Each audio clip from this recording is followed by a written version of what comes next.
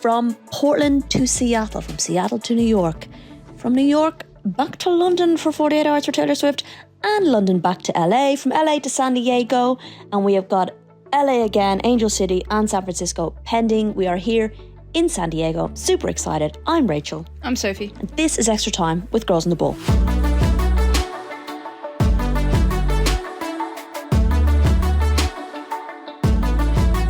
Right, we decided to give you a little treat. We definitely owe you an episode. It's been very quiet on our podcast app for a little while. We're meant to be on holiday, Soph, but what are you calling this?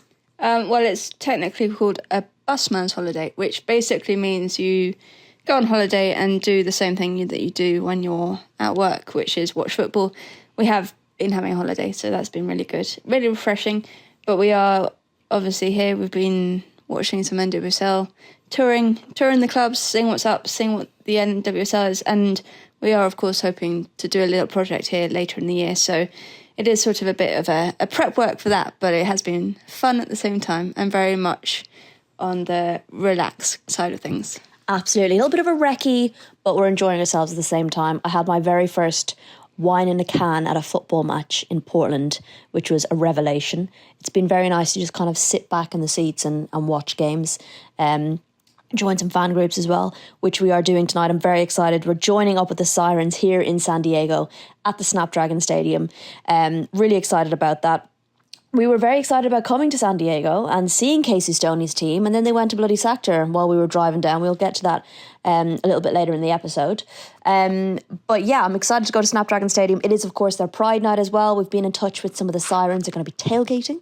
First time ever. I've never been tailgating. Well, actually, do we call it tailgating? I'm not sure. When we went to Lyon for the Arsenal-Lyon game, and it was tailgating, technically. Well, just in French. It's French tailgating with brie and baguettes. And wine. At like 11:30 at night. It was lovely. And in the car park where the lights got turned off. But it was a wonderful time. This is going to be a new experience for us. Proper like American US style tailgating. Proper tailgating, which I'm excited about. So we are heading there this evening. We've had a great experience so far. We've seen quite a variety of teams as well in terms of like teams that have been stalwarts of the NWSL. We've got some newbies that we've seen as well. We're, of course, going to Bay FC, which is one of the big newbies too, which I'm very excited about, up in San Francisco. But we were very lucky to go to a San Diego Wave training session. We had really hoped to see Casey, but alas, that has not happened. But we did get to sit down with the Irish girl I love, my new favourite Irish player, Kyra Carusa, over here back home in San Diego, and she was an absolute treat to chat to. So here is what she has had to say about her time in San Diego, coming back to the Wave, and of course playing for Ireland. It was a good one. I mean, I was going to ask, you've just finished, thank you for joining us first of all, you've just finished training in this glorious weather. Yeah. What is life like in San Diego? Oh, what is life like? Well, if I can, like right now, blue skies, sunny, nice little coastal breeze, so it's not too hot. They always say San Diego's always sunny and 75. It's a little bit, I would say it's a bit warmer than 75 Fahrenheit, but right now. But it's lovely. I mean, I grew up here, so these fields I literally grew up playing on, and my club played here. So being here almost is like a little eerie. Like it feels like I'm 14 again and showing up for 4 games over the weekend and bringing along like your training backpack, and you're just playing games all the time here. But yeah, I'm so fortunate that every time I get off a plane and I call this home. It's lovely. Feels very full circle, doesn't it? It does. I always say it's like almost like a really great story. Like honestly, I've been a lot of different places. I've been away from San Diego. I was almost away for almost 10 years when I left for university, and then obviously went and played my professional career abroad.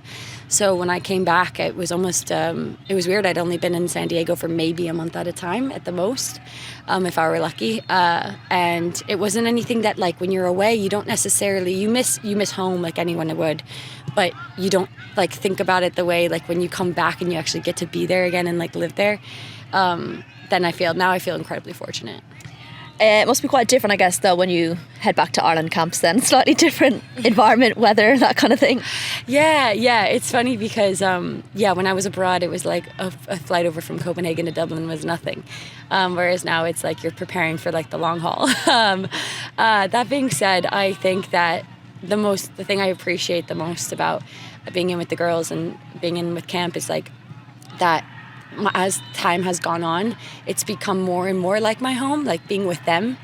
And which is, again, it's something I feel like not a lot of people can say that about one place, but I feel like I can say that about two. You know, being here in San Diego, I get that feeling when I get off the plane, but I also get that feeling when I get to, you know, the hotel and I'm back with the girls and I'm eating a meal with them and I'm hugging our staff, and I just feel like it's right that I'm there as well. And that's not something that happens very often. It has to be very organic, and I think that's a testament to both the environment here and the environment with the girls at camp.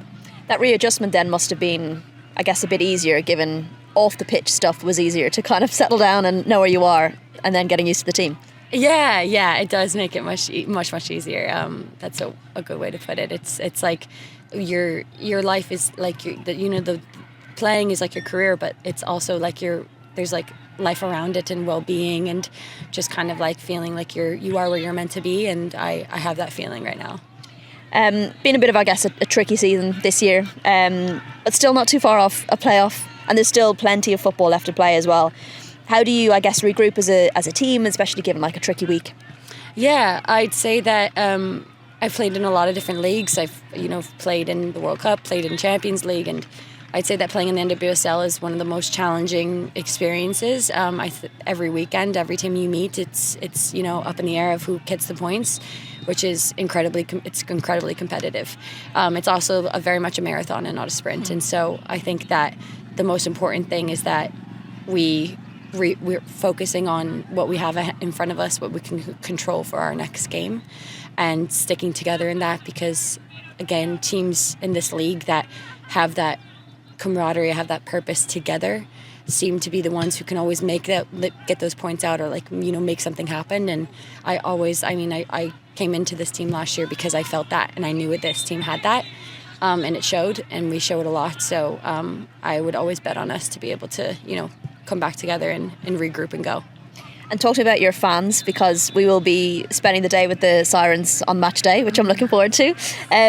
How important have they been, and the way, I guess, that this club has built that relationship with the fans? Yeah, the Sirens are fantastic. Tell them I say hi, because they're awesome. We always say hi to them after games. But no, again, like for women's football, I feel so lucky to see it grow so rapidly and like so exponentially in my career alone and my last few years and stuff like that. But I always know that where you have that fan base and that like support and that, again, that feeling of like purpose behind you and like in the city you are or in the place that you are, it reflects on the team as well. And I'd say that the Sirens and just San Diego in general, it's such a soccer city. And growing up here, I don't know if anyone would ever really say that this was a women's football kind of city. And like you're like thinking, and now I'm sitting here as a 28-year-old, like getting to literally do that and play, and people and young girls and young boys can come and see us play and know that like they too can be a part of that. It means the world, and it also just is, again, it's very healthy. It's good for growth. It's good for getting the team on a pedestal, getting it seen on platforms and stuff like that. So I'd say that we would be nowhere without them. Especially given you're such a young team, and you say you've played in different leagues and countries, and you don't have a men's team to fall back on. You've had to build that fan base from the ground up. I guess it makes it feel maybe a bit more authentic. Yeah. I'd say that it's also a little bit different from with Europe. And like I'd say that like in Europe, especially with men's clubs being so prominent and being so established, like you almost need that for a women's like to really get off the ground and just go with a women's team and like kind of build off the fan base you already have. And I think that's such a vital resource, and like every women's program should be doing that, because again, it's such an important resource and it works. But yeah, it's interesting to see here. It's a little bit of a different case study to see that you're purely growing that out of something that you've created, or just like kind of, you know, the club soccer, the youth soccer kind of love in the area, or, you know, college, university soccer areas are very big here as well. So, and that is a whole nother beast to kind of like take on and to develop. And I think that, it's very cool to kind of see how in the last 2.5 years, how it's grown. So it's caught on like wildfire. It's just taken over. And I think, you know, our successes and stuff help that as well. But I think that's really, again, our community outreach, our ability to connect with our fans, and our fans wanted to connect with us too. Like it goes both ways. Yeah, it's really interesting. As you say, like a case study, it's cool to kind of, which is what we want to do, is explore that kind of the way fan bases are built here. And I guess sport is like a religion. It's a different kind of culture over here to what we experience in Europe. Quick one on Ireland. A year on from that World Cup, how do you reflect on it? Yeah. Oh my gosh. One whole year. I mean, this time last year, we were literally in Dublin and we were in training camp, and we hadn't even gone to Australia yet, and there was so much unknown. I think that I'm so reflecting on it. I'm so happy that we've kind of gotten to experience that first major tournament, because you really underestimate how much you feel and how much unknown there is before you do it. And it's weird and it's awkward and it's exciting and it's heartbreaking, and there's so many what ifs and there's so many wishes, but then there's also so much pride and there's so much like what we've accomplished. And I'd say that again, like I look at it now and I'm like so appreciative, because as a player and as a person and as like a program, we've only grown and we've taken such a massive step in so many ways. And it kind of feels like the first of many to come. Like now that we've been there and we know it and we've experienced it, we know what it takes to get there. It's now that like we can carry that as players and as like that knowledge and that experience, which I'm so incredibly grateful for, because even playing in club and like you're playing week in and week out and like you're playing for a Challenge Cup title and a league title and stuff like that. I think I've changed a bit as a player too with the experience that I've had, and I would say that the World Cup experience is literally my number one. I was going to ask you about that actually, about, I guess from the outside there was that maybe a bit of a fear of like, you've gone and performed on the world stage. Now we're coming back to Group B, which arguably you're then suddenly expected to win, which maybe isn't something Ireland are used to, is that expectation, right? Smash Group B, gone into Group A, absolutely going toe-to-toe with some of the best. It's amazing to see it stay consistent, and like that fight and that experience has massively buoyed you. Does it affect your when you come back here, and does it affect the way you play as a footballer, that kind of confidence, I suppose?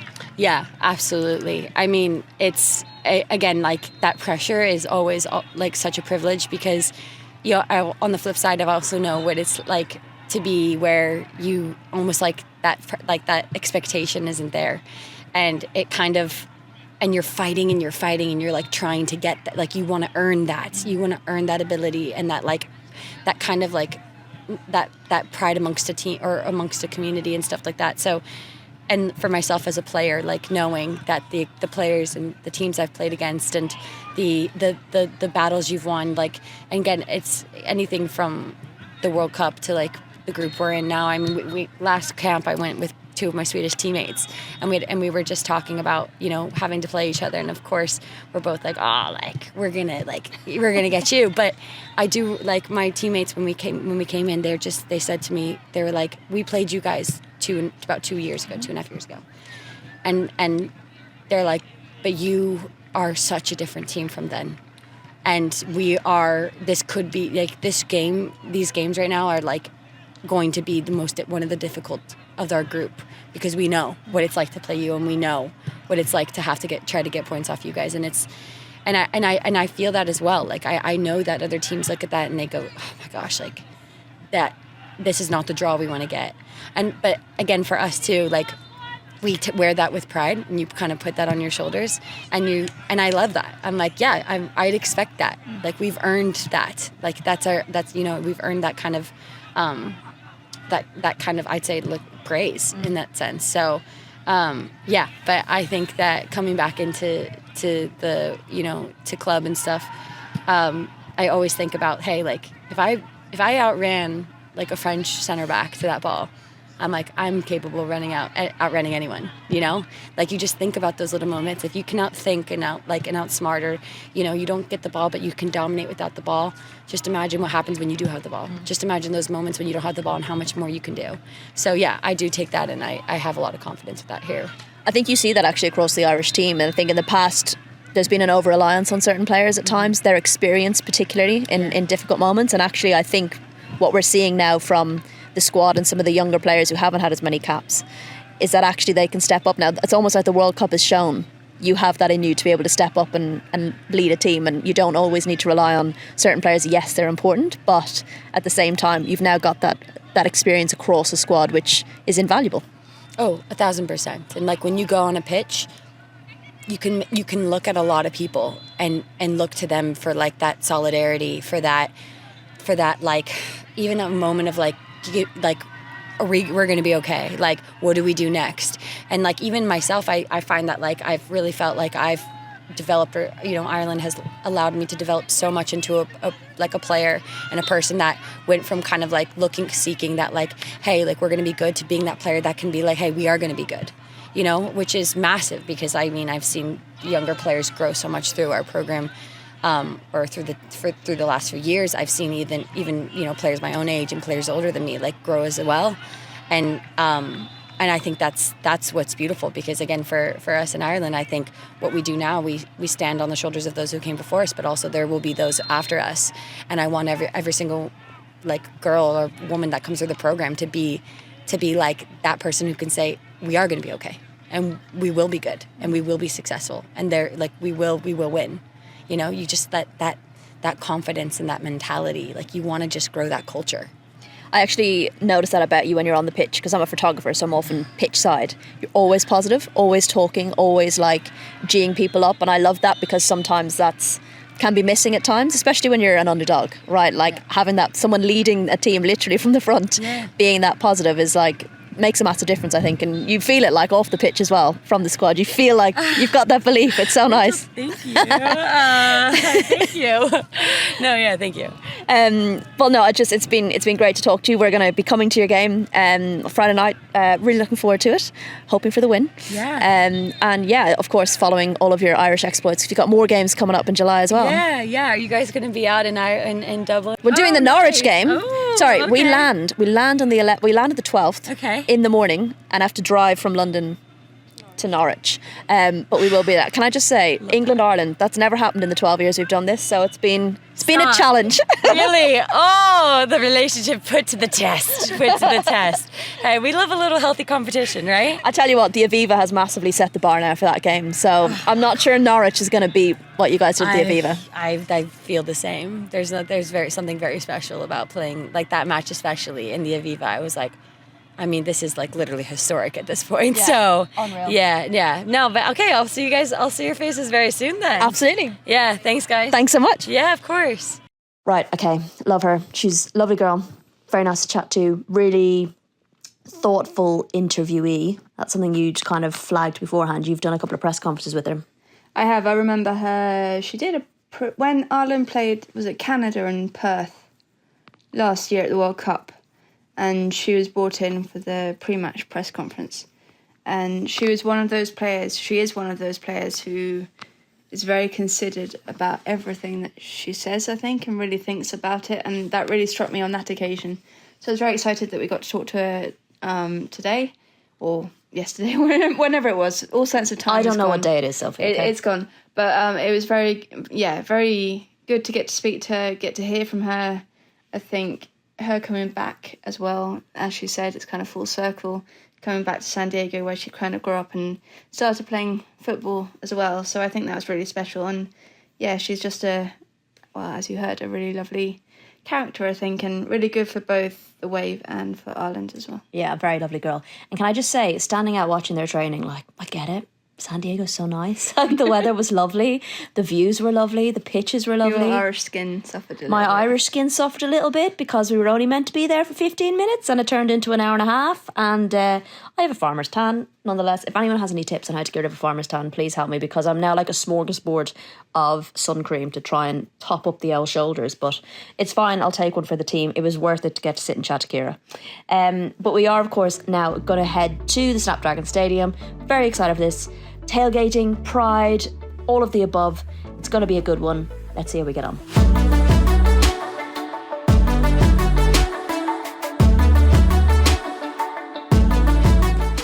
Okay, so back in our hotel room, I don't feel like we're bringing a lot of good luck to these teams because, unfortunately, San Diego lost 3-0 to Chicago. They actually, do you know what? We saw them play against Gotham.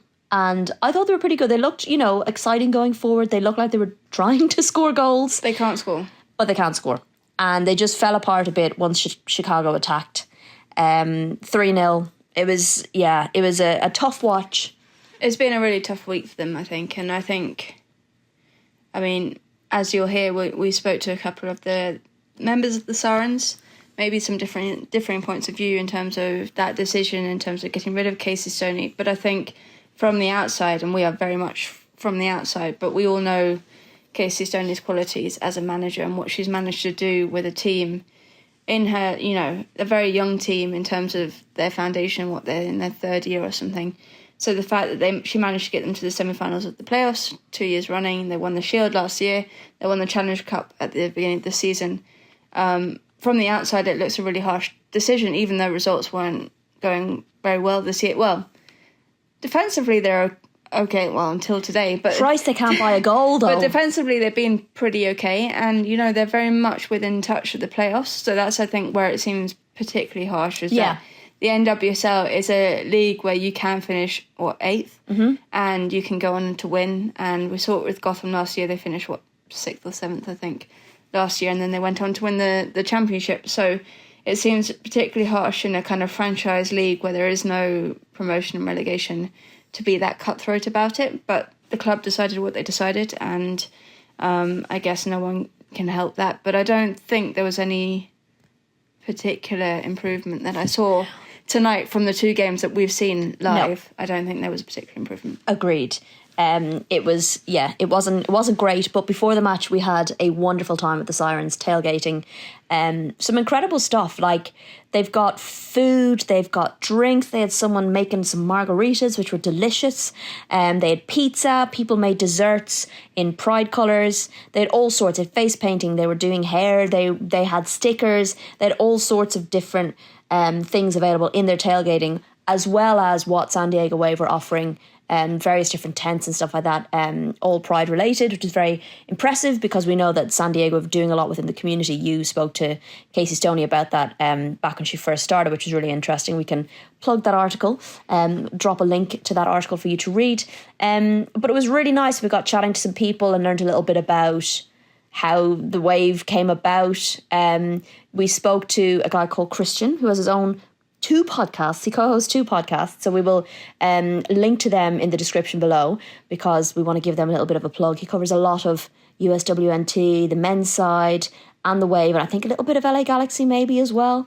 He's definitely got his finger in many pies, and it was very nice to chat to him, learn a little bit about how he got involved in the Sirens, what it means to him, a little bit about the wave, and of course, Casey Stoney's sacking. And I also have to say a big thank you because I gained another bracelet to my now arm of bracelets. Taylor Swift was half the problem, but I've added a particular wave one, so thank you, Christian, for that one. Introduce yourself, if you wouldn't be so kind. Christian Conway, Angel City Brigade member, Simply Soccer co-host, and Surf Break co-host. We're working on that, but yeah. 2 podcasts on the go. That's very impressive. It is a lot of work, but we do what we need to do. We won't talk about the result tonight because there's no need. We just want to talk more broadly about the incredible San Diego Wave. It's an incredible experience, and I mean, we can talk about the result tonight because they needed to score within the first 10 minutes because that would have gotten the building in, because you could feel the building shift a little bit. When Chicago scored, it was a little bit like, oh, this is happening again. But what we've built here is something insane. Like, it truly is. Like, Angel City will tell you what that is, and everyone else will tell you what that is. But San Diego, I mean, as a San Diegan, as someone who is deeply from this city, we've been told we don't deserve anything nice. Like, you're wearing a Padres hat right now. We've been told the Padres will be taken away from us. We lost a football team.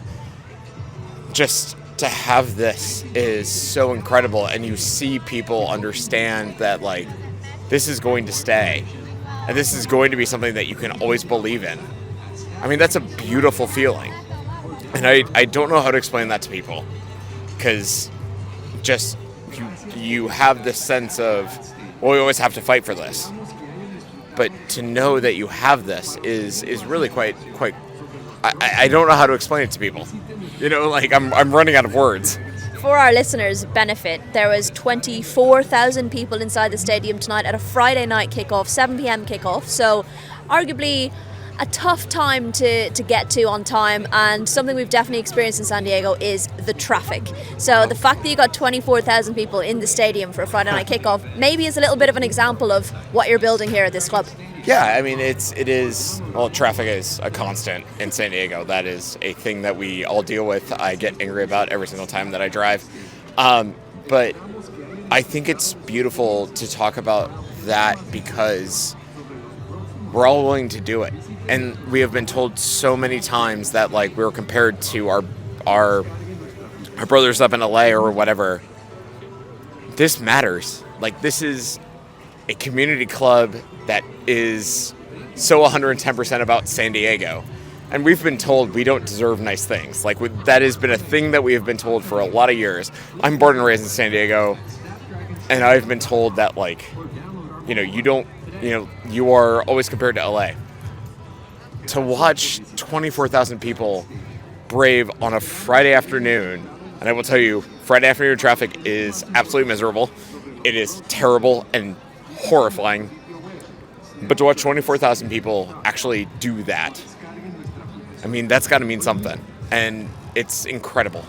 It's a relatively young club as well, and something we also got to experience before kickoff was tailgating, which we've not really had a huge amount of experience with. It was also Pride Night here at San Diego, and again, it was a nice example of the community spirit around this club, I guess, which maybe we don't see as much of over the pond in England, because a lot of clubs anyway, are essentially built around their men's stadiums or the men's clubs, right? So there's kind of already a base there, whereas here it feels like you've had to build it from the ground up.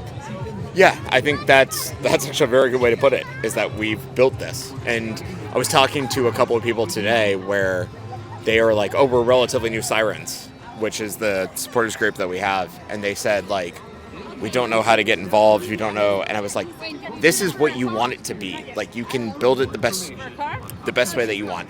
You have a hand, you can do it. In terms of the Pride Night, I mean, I'm a queer guy. Like, I'm gay, and I've been dating my partner for a year and a half, and to be able to be involved in a group where it's very clear that, like, queerness and openness and all that is part of it. It feels like really good. And I have been involved with another supporters group for like 15 years at this point. And to know that I know that other supporters group as well, but the Sirens as well are 110% in, right? Like, as a queer person, to know that I can go and watch, I mean, the Wave lose 3-0, which, yeah, that was not a great result. But to know that you have people behind your back, and to know that any single time that you talk about it, it's always going to have your back, and to know that there are people that actually care. And also, like, I think, you know, we've talked about it a lot around women's soccer and stuff like that, where it's just like, okay, you know, it's tough, but you have people that care.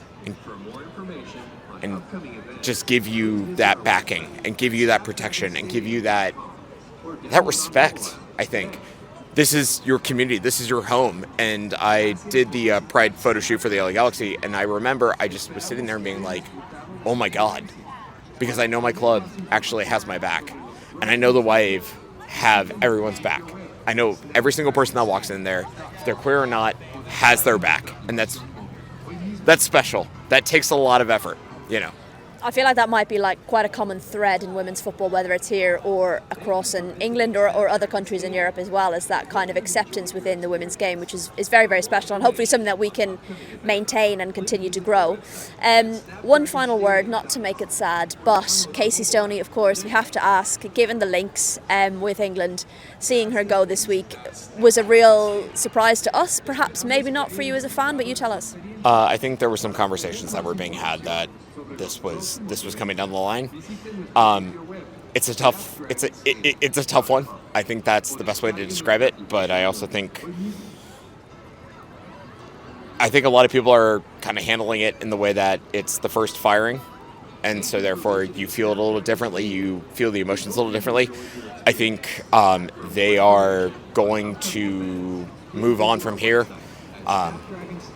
It's weird, right? Like, it's a little strange, but I think it's probably the right decision, considering where the Wave are right now, underperforming expected points by 8 points. Like, I mean, every understat basically tells you this team has not been good. I think it's really tough, but this is going to be something where everyone's feeling it very deeply emotionally right now.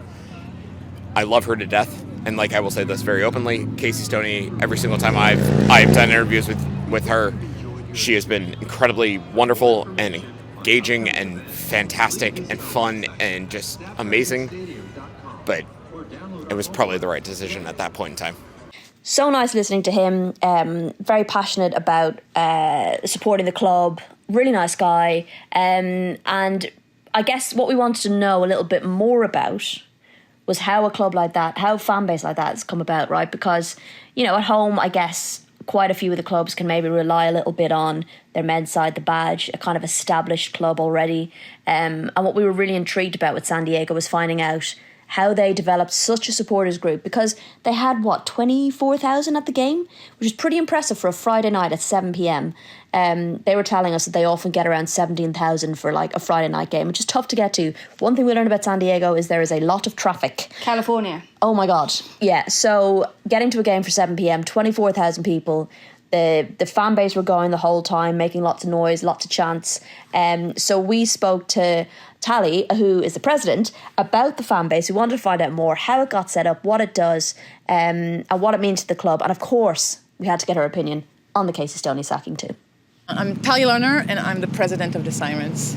So we've spent the day with you guys. We got to do some tailgating, which was a brilliant experience. And we've had a really good chat about the fan group and all that you do. Tell us a little bit how it got started. There is a tradition of supporters group in the United States, and the moment that it was known that the team is not going to be in Sacramento, it's going to be in San Diego, people started connecting with each other over Facebook and Twitter and trying to form a group. There was an original 3 or 4 founders. They spent a lot of time kind of collecting people, talking to the team, building the initial start. And they first traveled to the first match, which was in LA against Angel City in the Challenge Cup in 2022.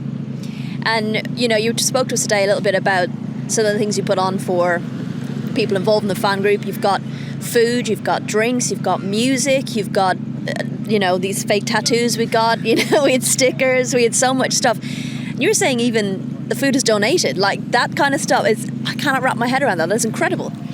It's about a community. We come together because we love football and because we love this team, but it's about who we are for each other. It's about choosing to create an atmosphere that's inclusive, where everybody is respected, where everybody is welcome, where people who wouldn't necessarily come to matches and because they would want to go alone, they don't have anyone to go with, or they don't feel as comfortable, where they are welcome. And I think the tailgate for us is a big part of that, where people, no matter where they sit in the stadium, even if they don't sit with the supporters throughout the match, they can come, they can hang out, they can meet people.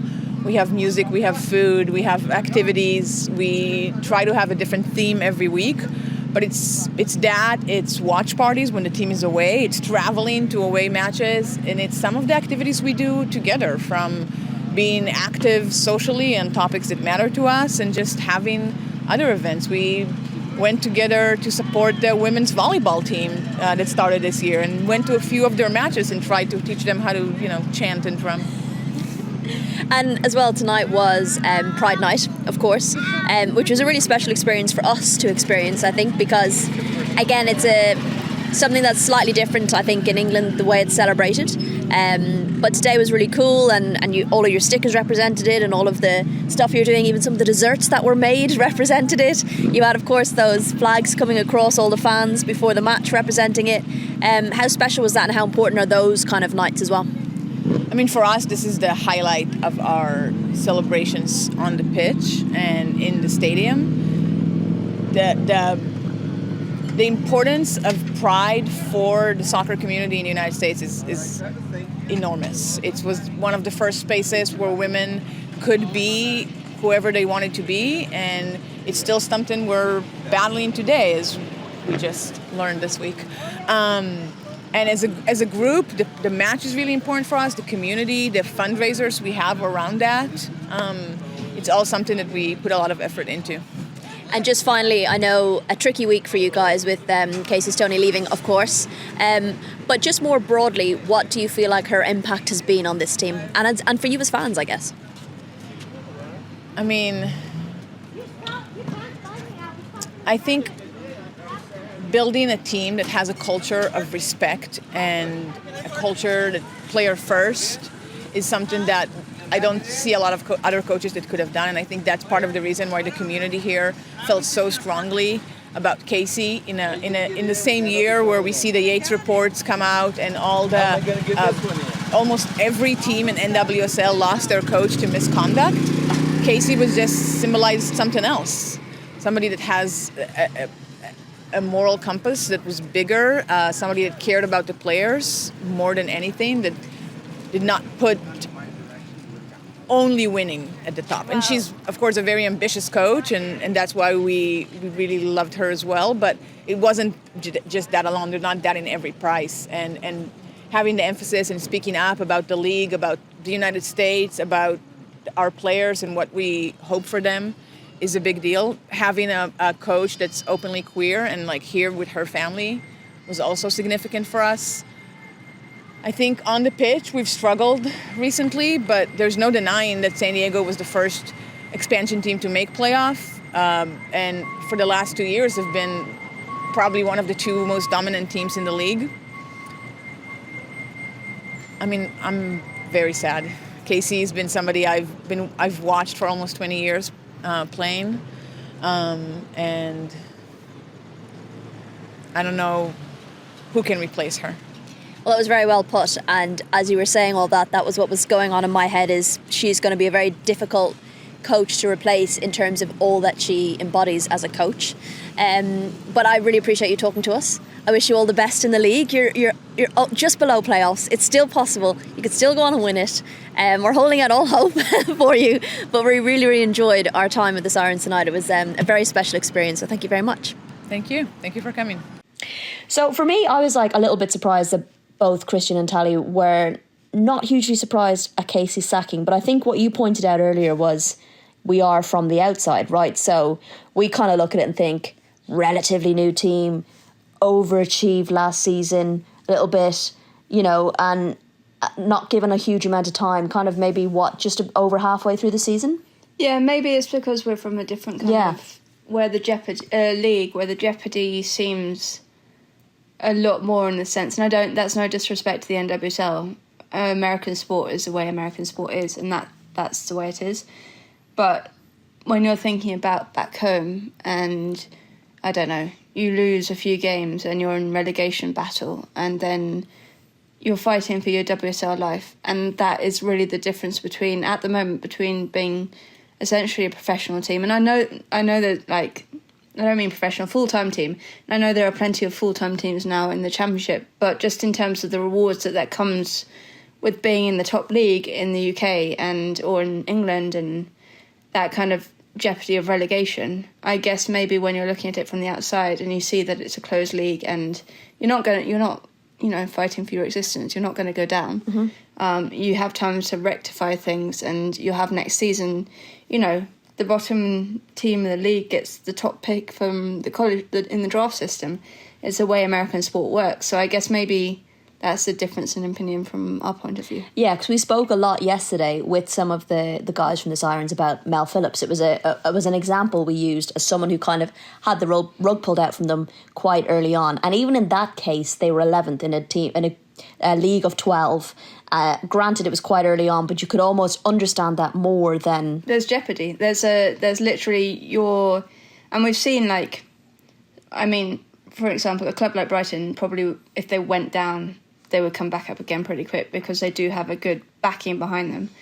But, we've seen what happened with Reading this week. And, they went down last season. They became a part-time outfit almost instantly because of the real mismanagement of the owner. And now they're dropping down to the Tier 5 of women's football just 2 years after being in the WSL. That is the jeopardy that can really happen. And, yes, there is always jeopardy in women's sports, and clubs can... in sport generally, not just women's sport, clubs can no longer exist for whatever reason. But I do think there's a bit more protection when you're in kind of a franchise league. Yeah, absolutely. Well, we had a really nice time, really enjoyed our time at San Diego Wave. It definitely would have been made better if Casey had been around on her cooler. But we are heading to LA next, and then San Francisco. So we've got Angel City and Bay FC to visit next, which I'm very excited about. We will do a rundown of our trip. We'll do a live so you guys can ask us questions about the whole thing, because we have had a really fun time, haven't we? We have. And please, West Coast teams, can you get your act together? Because my sister is having a baby in November. Our second nephew is coming. Get to the playoffs. For the love of God. Please get to the playoffs, because we really want to do this project, A. But secondly, if you can make it more convenient for us so that we could go and visit the new nephew, that would be really helpful. If that's not motivation, I don't know what is. But no, we've had wonderful times. We've sat in stadiums having a drink and listening to the music, and with flares and fireworks and all sorts of wonderful things. Great music, lots of fun things I think that we could maybe learn from and give some tips to the WSL. But as I promised, we will do a live when we get back. We want to talk about Reading. We want to talk about, my God, all of the signings that have been happening, because let me tell you, a West Coast holiday in the USA is a bad time during transfer window, because we are waking up in the middle of the night trying to stay on top of things. So if it feels like we are girls slightly in and around the ball rather than on the ball, we can only apologise. It's because we're over here living a fun time with the NWSL, but we will be back very soon.